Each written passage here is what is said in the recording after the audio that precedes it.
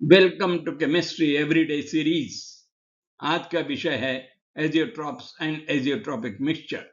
अब ये एजियोट्रॉप्स और एजियोट्रॉपिक मिक्सचर के बारे में हम पहले ही अपने पिछले वीडियो में बता चुके हैं और विश्वास करता हूं कि आपने फ्रैक्शनल डिस्टिलेशन या डिस्टिलेशन के माध्यम से विभिन्न लिक्विड को उनके विलयन से अलग करने, बॉइलिंग पॉइंट या क्वथनांक के अनुसार अलग करने की विधि को जरूर समझ लिया होगा, पढ़ लिया होगा। ये मेरे पिछले वीडियो को पुनः देखें तो आप बड़ी सरलता से उसको समझ सकेंगे। और उसी समय मैंने आपको उसी वीडियो में बताया है कि एक विलयन ऐसा भी हो जाता है जिसमें कि वेपर फेज और लिक्विड फेज का कंपोजिशन, जो भी जितने भी उसके कंपोनेंट्स हैं, उनके जो वेपर फेज में उतने ही रहते हैं जितना कि लिक्विड फेज में है। प्रोपोर्शन और कंपोजिशन इज सिमिलर। और अगर ऐसा होता है तब हम द्रव के विभिन्न कंपोनेंट्स को फ्रैक्शनल डिस्टिलेशन से भी अलग नहीं कर पाते, और ऐसे मिक्सचर को हम बोलते हैं एजियोट्रॉप्स और एजियोट्रॉपिक मिक्सचर। अब हम देखें आपकी सीबीएसई की किताब में किस प्रकार से दिया हुआ है, और उसके पहले मैं आपको थोड़ा सा एक हिंट देना चाहूंगा जो इस प्रकार से है। और एजियोट्रॉपिक मिक्सचर के बारे में शॉर्ट में हिंट इस प्रकार से है, एजियोट्रॉप्स एंड एजियोट्रॉपिक मिक्सचर। ये क्या होता है? जैसा कि मैं अभी चर्चा कर ही चुका हूं, same composition of liquid and vapour phase when such a solution is heated or boiled. Separation of different components in a solution is not possible by fractional distillation. और ये एजियोट्रॉपिक मिक्सचर दो प्रकार का होता है, minimum boiling azeotrope and maximum boiling azeotrope. अब minimum boiling azeotrope कब बनता है? जब राउल्ट्स लॉ से लार्ज पॉजिटिव डेविएशन हो। राउल्ट लॉ के संदर्भ में डेविएशन है लेकिन बहुत ज्यादा है, देन मिनिमम बॉइलिंग, यानी कम तापक्रम पर वो उबलता रहता है और उसका सेपरेशन मुश्किल होता है, because it is azeotrope. The composition of the liquid and vapour phase are same, you can not separate it by fractional distillation. उसका एक बहुत अच्छा उदाहरण alcohol 95% and water 5% approximately, but this is by volume, आयतन के अनुसार है, और इसी को हम बोलते हैं रेक्टिफाइड स्पिरिट भी।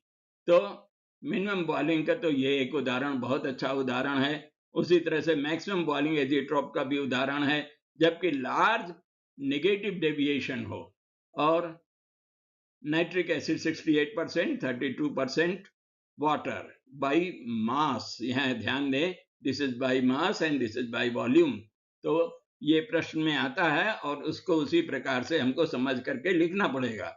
अब चलिए देखते हैं कि आपकी सीबीएसई क्लास 12 के बुक में ये विषय किस प्रकार से दिया हुआ है। तो देखिए यहाँ पर जैसा कि मैंने बताया उसी तरह से है। Some liquids form azeotropes which form binary mixtures having same composition in liquid and vapor phase and boil at a constant temperature.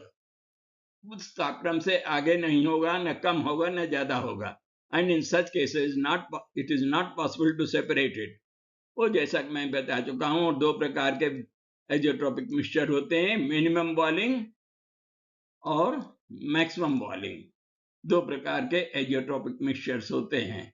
तो अब उसका उदाहरण तो जैसा मैं बता चुका हूं, इथेनॉल वाटर मिक्सचर हो सकता है ऑब्टेन शुगर को जब हम फर्मेंट करते हैं, किण्वन करते हैं, फर्मेंटेशन करते हैं, तो rectified spirit 95% alcohol and 5% water बनता है, जिसको कि हम अलग नहीं कर पाते।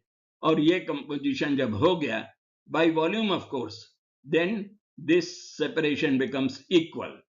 और जब लार्ज नेगेटिव, ये ध्यान रखें यहाँ पर लार्ज नेगेटिव डेविएशन होता है, तो क्या होता है, हम राउल्ट्स लॉ के अनुसार we get maximum boiling azeotrope. तापक्रम अधिक होता है और जिसमें कि बराबर लगातार ये उबलता चला जाता है, and this is maximum boiling azeotrope. Example is 60, जैसा मैं बता चुका हूँ, 68% nitric acid, 32% water by mass, और ये 393.5 केल्विन पर बराबर उबलता रहता है, उसका सेपरेशन मुश्किल है।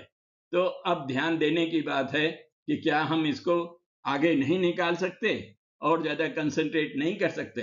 हाँ, कर सकते हैं, लेकिन एक विशेष प्रकार से उसको बेंजीन की साथ उसको फिर से इवापोरेट करते हैं, कैल्शियम ऑक्साइड अनहाइड्रस ताजा कैल्शियम ऑक्साइड में के साथ डाल करके और अलग फिर से बॉयल करते हैं। कैल्शियम ऑक्साइड पानी को सोख लेता है।